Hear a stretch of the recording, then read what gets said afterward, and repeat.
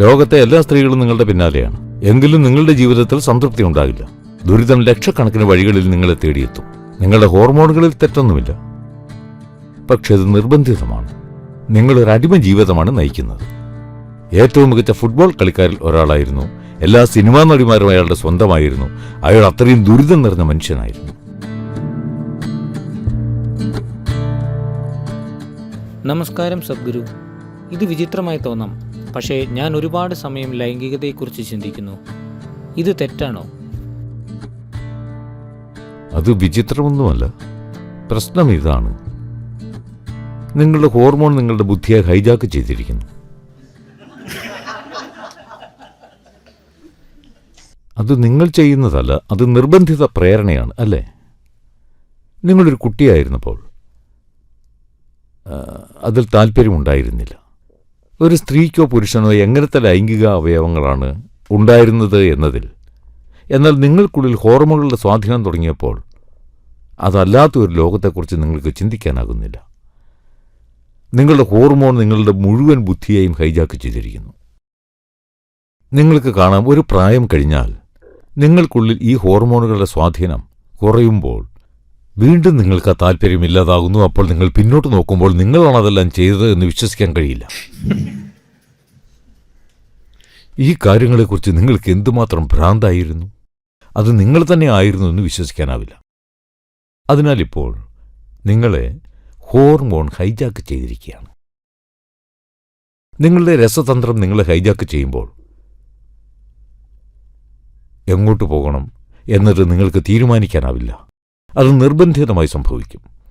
ശരീരത്തിൻ്റെ നിർബന്ധിത ശക്തികൾ നിങ്ങളെ നിയന്ത്രിക്കുമ്പോൾ ശരീരത്തിന് ഒന്നേ അറിയുകയുള്ളൂ: അതിജീവനം, പ്രത്യുൽപാദനം. അതിന് മറ്റൊന്നും അറിയില്ല. ശരിയല്ലേ? നിങ്ങളുടെ ശരീരത്തിന് മറ്റെന്തെങ്കിലും അറിയുമോ?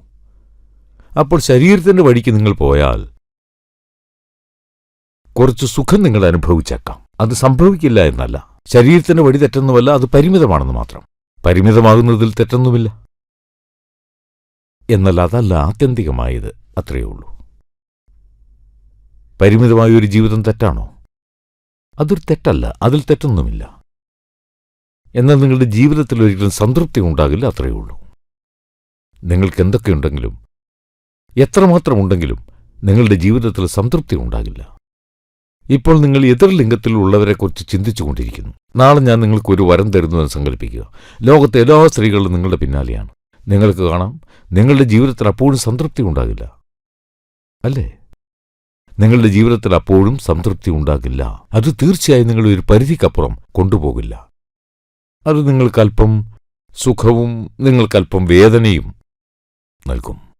അതിൽ തെറ്റൊന്നുമില്ല. ഞാനതിനെ മോശമാക്കാനോ മറ്റേതെങ്കിലും വിധത്തിൽ ചിത്രീകരിക്കാനോ ശ്രമിക്കുകയല്ല. അതിൽ കുഴപ്പമില്ല, അതിൽ തെറ്റൊന്നുമില്ല. എന്നാൽ നിങ്ങളുടെ ജീവിതം ശരീരത്തിന്റെ പരിധിക്കുള്ളിലായിരിക്കും. ശരീരത്തിന്റെ പരിധിക്കുള്ളിൽ ജീവിക്കുമ്പോൾ ശരീരത്തിന് അതിജീവനവും പ്രത്യുൽപാദനവും മാത്രമേ അറിയൂ, മറ്റൊന്നും അറിയില്ല. കൂടാതെ ശരീരം നിങ്ങളുടെ ജീവിതത്തിലെ എല്ലാ നിമിഷവും നിങ്ങൾ എവിടേക്ക് പോവുകയാണെങ്കിലും കാര്യമില്ല, നിങ്ങൾ മല കയറുകയാണെങ്കിലും മല ഇറങ്ങുകയാണെങ്കിലും ശരീരത്തിനതൊന്നും അറിയില്ല. ശരീരം കുഴിമാടത്തിലേക്ക് നേരെ പോവുകയാണ് എല്ലാ നിമിഷവും, മറ്റെവിടേക്കുമല്ല. ശരിയല്ലേ? നിങ്ങൾ പല സ്ഥലത്തേക്കും പോവുകയാണെന്ന് ചിന്തിച്ചേക്കാം. ഇന്ത്യയിലേക്ക് വന്നതും ലെവലിലേക്ക് തിരികെ പോകുന്നതും മല കയറുന്നതെന്നും മല ഇറങ്ങിയെന്നുമല്ല. അങ്ങനെയൊന്നുമില്ല. ഓരോ ചുവടിലും ശരീരം നേരെ കുഴിമാടത്തിലേക്ക് പോവുകയാണ്, മറ്റെവിടേക്കുമല്ല. എന്നാൽ ഇപ്പോൾ നിങ്ങൾ ചെറുപ്പമായതിനാൽ ഹോർമോണുകളുടെ സ്വാധീനം കാരണം നിങ്ങളത് മറന്നിട്ടുണ്ട്. എന്നാൽ പതിയെ വർഷങ്ങൾ പിന്നിടുമ്പോൾ അത് കുഴിമാടത്തിലേക്ക് തന്നെയാണ് പോകുന്നത് എന്ന് നിങ്ങൾക്ക് കൂടുതൽ കൂടുതൽ വ്യക്തമായിക്കൊണ്ടിരിക്കും. നിങ്ങൾ ശരീരം മാത്രമാണ് അറിഞ്ഞിട്ടുള്ളതെങ്കിൽ എന്തായാലും നിങ്ങൾക്കത് മുഴുവനും നഷ്ടപ്പെടും. അപ്പോൾ നിങ്ങളുടെ ജീവിതം മുഴുവനും ഭയമായിരിക്കും. കുറച്ച് ദിവസം മുമ്പ്, 4 ദിവസം മുമ്പ് ജോർജ് ബെസ്റ്റ് അന്തരിച്ചു. ജോർജ് ബെസ്റ്റിനെ അറിയുമോ? കേട്ടിട്ടുണ്ടോ? അയാൾ ഏറ്റവും മികച്ച ഫുട്ബോൾ കളിക്കാരിൽ ഒരാളായി അറിയപ്പെട്ടു. ഞാൻ അയാളെക്കുറിച്ചുള്ള ചില വാർത്തകൾ കാണുകയായിരുന്നു. ഈ വ്യക്തി, അയാളുടെ പേര് ബെസ്റ്റ് എന്നാണ്. അയാൾ വളരെ നല്ലൊരു കളിക്കാരനായിരുന്നു. ഒരു സ്വാഭാവികമായ കളിശൈലി ഉള്ളയാൾ. അയാൾ ജീവിതം ആസ്വദിക്കാൻ എല്ലാ കാര്യങ്ങളും ചെയ്തു. അയാളെക്കുറിച്ച് ആളുകൾ പറയുന്നത് ഇങ്ങനെയാണ്: എല്ലാ സിനിമാ നടിമാരും, പേരുകേട്ട എല്ലാ സിനിമാ നടിമാരും അല്ലെങ്കിൽ മോഡലുകൾ, അങ്ങനെ മറ്റു പലരും അയാളുമായി ബന്ധപ്പെട്ടിരുന്നു. ചിലപ്പോൾ ഒരാളുമായി, ചിലപ്പോൾ മറ്റൊരാളുമായി, ചിലപ്പോൾ എല്ലാവരുമായുള്ള ബന്ധം. എന്നാൽ 35 വയസ്സിന് ശേഷം അയാൾ വളരെ ദുരിതം നിറഞ്ഞൊരു മനുഷ്യനായി മാറി. ദുരിതവും വിഷാദവും നൈരാശ്യവും നിറഞ്ഞൊരു മനുഷ്യൻ. 56-ാമത്തെ വയസ്സിൽ അയാൾ മരണപ്പെടുന്നു. മരണമല്ല പ്രശ്നം, നിങ്ങൾ എങ്ങനെ ജീവിക്കുന്നു എന്നതാണ്, അല്ലേ? അതൊരു ദയനീയമായ ജീവിതമായിരുന്നു. അയാൾക്കെല്ലാം ഉണ്ടായിരുന്നു. കാരണം ശരീരത്തിന്റെ രീതികളെ, പരിമിതമായതിനെ പരിമിതമല്ലാതാക്കാൻ നിങ്ങൾ ശ്രമിച്ചാൽ നിങ്ങൾ ദുരിതം അനുഭവിക്കും. മറ്റൊരു വഴിയുമില്ല. ശരീരത്തിന്റെ വഴികൾ വളരെ പരിമിതമാണ്. അതിനെ എല്ലാമാക്കി മാറ്റാൻ ശ്രമിച്ചാൽ നിങ്ങൾ ഒരുപാട് ദുരിതം അനുഭവിക്കും. അപ്പോൾ അതിനെ സർവ്വതുമാക്കി മാറ്റരുത്. നിങ്ങൾ അല്പം വികാരത്തിലും അല്പം മനസ്സിലും അല്പം സമൂഹത്തിലും ഉണ്ടാവുക, എന്നിട്ട് അതിനെ എങ്ങനെയെങ്കിലും കൈകാര്യം ചെയ്യുക. പക്ഷെ നിങ്ങൾ എന്ത് ചെയ്തിട്ടും കാര്യമില്ല. ജീവിതത്തോട് ആത്മാർത്ഥതയുണ്ടെങ്കിൽ സംതൃപ്തിയില്ലാത്ത ജീവിതമാണ് നിങ്ങളുടേതെന്ന് നിങ്ങൾ തിരിച്ചറിയും. അപ്പോൾ ശരീരത്തിൽ കുഴപ്പമൊന്നുമില്ല, ശരീരത്തിന്റെ രീതികൾക്കും കുഴപ്പമില്ല. അത് വളരെ പരിമിതമാണെന്ന് മാത്രം. അതിന് ജീവിതത്തിൽ അത്രമാത്രം പങ്കേ ഉള്ളൂ.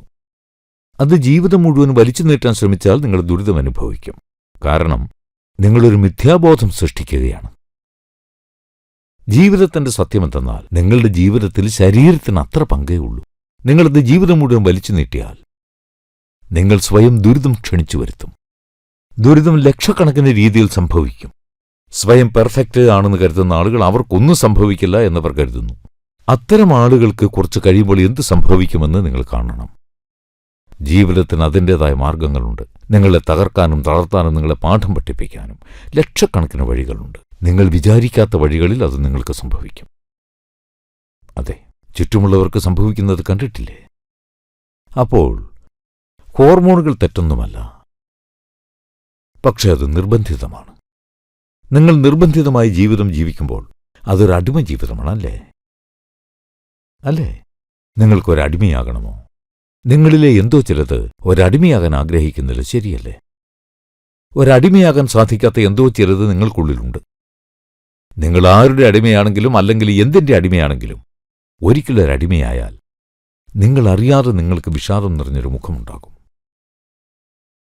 നിങ്ങളൊരു കുട്ടിയായിരുന്നപ്പോൾ നിങ്ങൾ ഇങ്ങനെയായിരുന്നു. കാരണം അത്ര അടിമത്തമുണ്ടായിരുന്നില്ല. പതിയെ പലതരം നിർബന്ധിത പ്രേരണകൾ നിങ്ങളെ നിയന്ത്രിച്ചു തുടങ്ങിയപ്പോൾ നിങ്ങളറിയാതെ തന്നെ നിങ്ങളുടെ ജീവിതത്തിൽ പ്രശ്നങ്ങളൊന്നുമില്ല.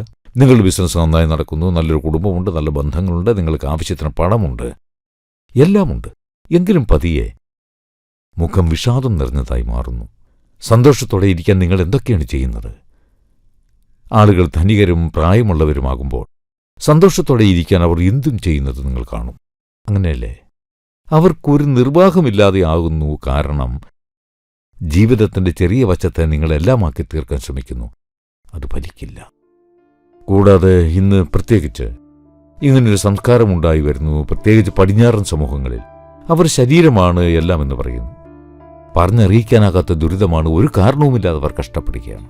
എല്ലാം നന്നായി പോകുന്നു, ഭൗതികമായി എല്ലാം നന്നായി പോകുന്നു. ഇനിയും നിങ്ങൾക്ക് കൂടുതൽ ഭൗതിക സൗകര്യങ്ങൾ പ്രതീക്ഷിക്കാനാവില്ല. എല്ലാ സൗകര്യങ്ങളുമുണ്ട്. ആരോഗ്യ സുരക്ഷ, ഇൻഷുറൻസ്, കാറുകൾ, എല്ലാവർക്കും എല്ലാമുണ്ട്. എന്നാൽ ആളുകൾ അത്രമാത്രം ദുരിതം അനുഭവിക്കുന്നു. ഓരോ സെക്കൻഡിലും 3-ൽ-1 അവരുടെ മാനസിക സ്ഥിരത നിലനിർത്താൻ മരുന്ന് കഴിക്കുകയാണ്. അത് സന്തോഷമല്ല, അല്ലേ? മാനസിക സ്ഥിരതയോടെ ഇരിക്കാൻ ദിവസവും മരുന്ന് കഴിക്കുകയാണെങ്കിൽ അത് സന്തോഷമല്ല, അല്ലേ? ദിവസവും ഭ്രാന്തിന്റെ വക്കിലെത്തി നിൽക്കുകയാണ് നിങ്ങൾ. കാരണം ജീവിതത്തിന്റെ ചെറിയൊരു വശത്തെ നിങ്ങൾ ജീവിതത്തിലെ സകൃതമാക്കി തീർത്തു. അതാണ് പ്രശ്നം. ജീവിതം അതിന്റെ പ്രഹരമേൽപ്പിക്കുകയാണ്, അത്രയേ ഉള്ളൂ. അപ്പോൾ ആ വഴിക്ക് പോകരുത്. എല്ലാത്തിനും ജീവിതത്തിൽ അതിൻ്റെതായ പങ്ക് മാത്രമാണുള്ളത്. നിങ്ങളതിനെ എല്ലാമാക്കി തീർക്കാൻ ശ്രമിച്ചാൽ അത് ഫലിക്കില്ല.